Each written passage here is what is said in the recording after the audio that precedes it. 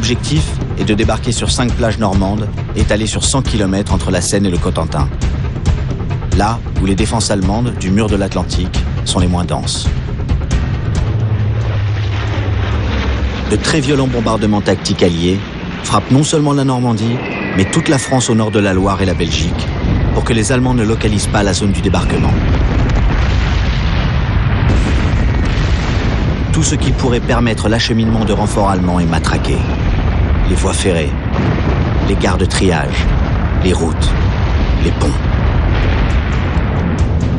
À minuit, le 5 juin, les planeurs chargés de paras britanniques et les Dakota américains se glissent vers l'intérieur des terres normandes.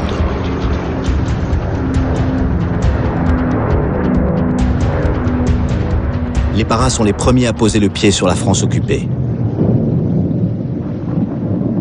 Leur mission, sécuriser les extrémités de la zone de débarquement.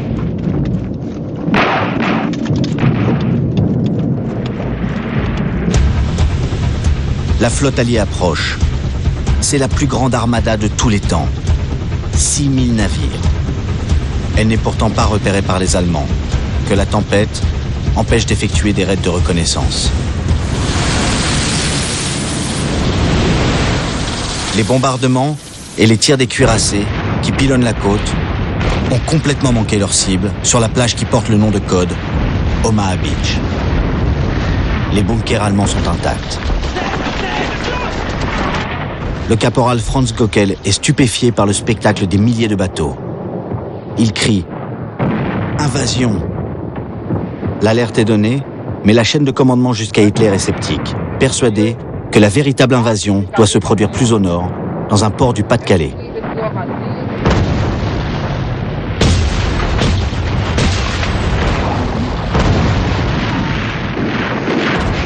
6h30.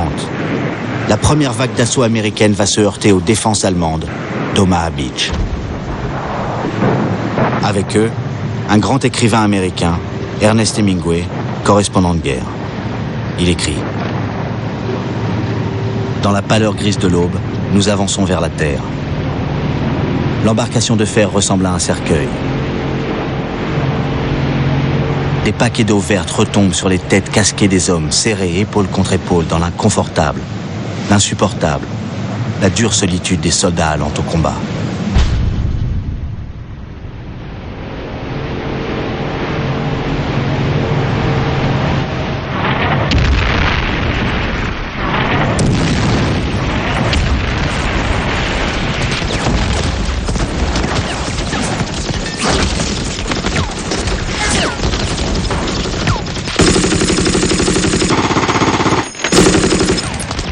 Un autre reporter de guerre, le photographe Robert Capa, est pris dans cet enfer. Il dit « C'est la plage la plus laide du monde. Nous sommes épuisés par l'eau et par la peur. Plus de 1000 soldats américains y perdent la vie. La marée monte. Les soldats sont pris au piège, entre la mer et les tirs des blocos allemands. Eisenhower avait préparé un communiqué en cas d'échec. Il avait écrit de sa main « J'avais choisi d'attaquer à cet endroit. Je suis le seul qu'il faut blâmer. » Mais un petit groupe héroïque réussit à grimper sous le feu ennemi et neutralise les canons allemands avec l'aide des chasseurs bombardiers de la Royal Air Force.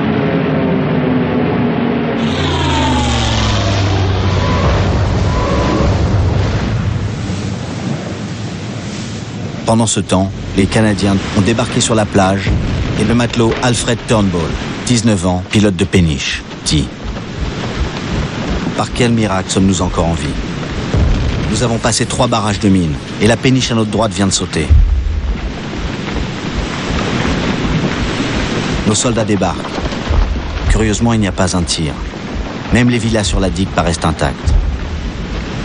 C'est irréel.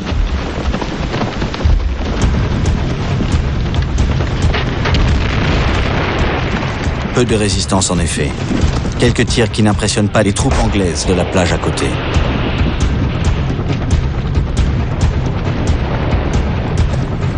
Les quelques défenseurs allemands rescapés des bombardements finissent par se rendre. Les commandos français débarquent à leur tour sur la 5e plage. La plupart étaient passés clandestinement de Bretagne en Angleterre. Ce retour en France est un moment particulièrement émouvant. L'un d'entre eux, Gwenaël Bolloré, 18 ans, raconte. Les premiers chars sont arrivés. J'ai couru derrière. Et tout d'un coup, il y a des civils qui sont sortis et qui nous ont fait des signes. Ils nous prenaient pour des Anglais puisque nous avions l'uniforme anglais. On a eu juste le temps de leur dire quelque chose en français, ça les a sidérés, et puis on est passé. Dans le Pacifique, les avions suicides japonais, qu'ils appellent kamikazes, fondent sur la flotte américaine.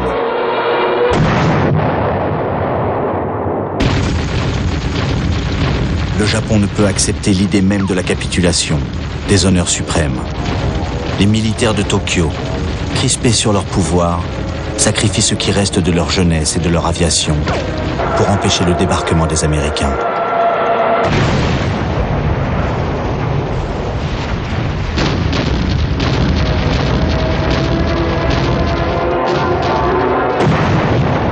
Les États-Unis choisissent alors d'éviter ce débarquement, dont ils pensent qu'il va leur coûter 1 million de morts, et déclenchent l'enfer atomique. Les 2 premières bombes nucléaires de l'histoire font en 1 seconde plus de 100 000 victimes et permettent enfin à l'empereur Hirohito de demander la paix sans perdre la face. Il a fallu la bombe atomique pour que les soldats et les officiers japonais acceptent de faire ce geste, si contraire au Bushido, le code de l'honneur. Mais plusieurs milliers d'entre eux s'y refuseront et s'enfuiront dans la jungle. Le dernier sortira de sa cachette et se rendra en 1975. Dans la baie de Tokyo, à bord du cuirassé américain Missouri, l'émotion étreint les représentants des nations alliées, chinois, anglais, russes ou français, avec le général Leclerc. Ils ont le privilège d'assister à la reddition japonaise qui marque la fin de la Seconde Guerre mondiale. C'est le général MacArthur qui représente les vainqueurs.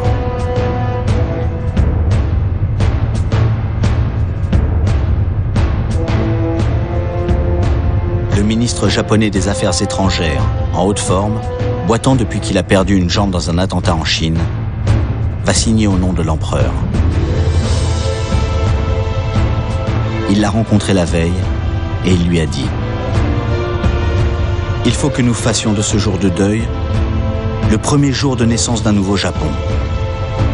Ainsi nous pourrons aller à cette cérémonie la tête haute. »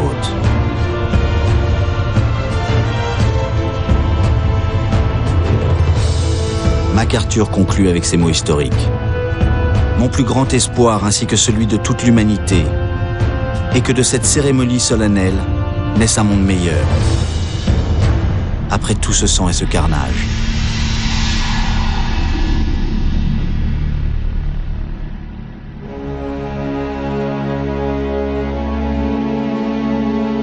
Cette guerre a fait 50 millions de morts, 2 fois plus de victimes civiles que militaires.